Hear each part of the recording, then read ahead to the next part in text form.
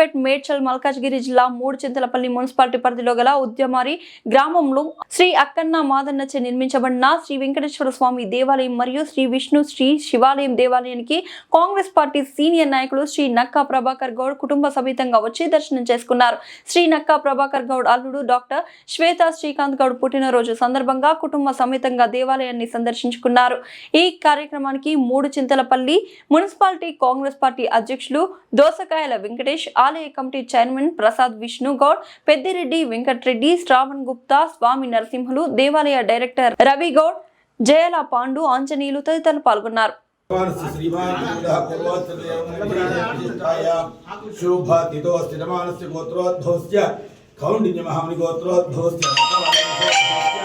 ప్రభాకర్ గౌడ్ నామధేయస్య ధర్మపత్న్యాః చాముండేశ్వరి నామధేయస్య కుమారస్య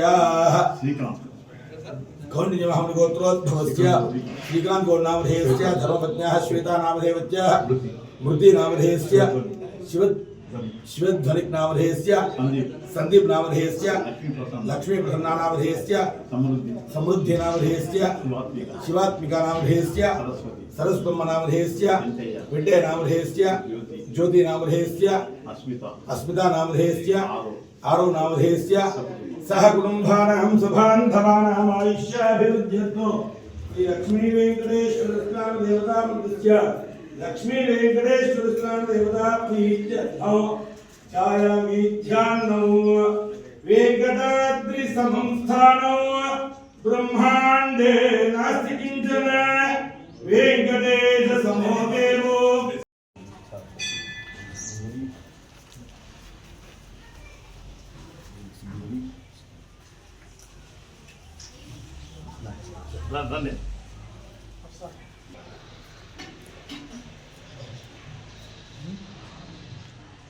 వెంకటాద్రి సమం స్థానం బ్రహ్మాండే నాస్తి కించన వెంకటేశ సమోదేవో న భూతో న భవిష్యతి.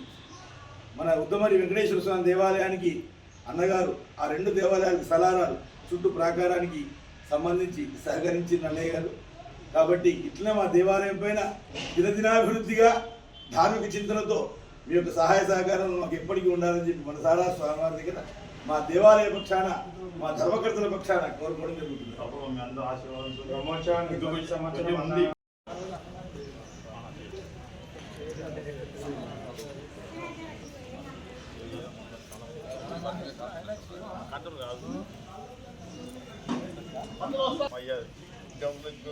గుళ్ళు పోతే వెళ్తున్నాం.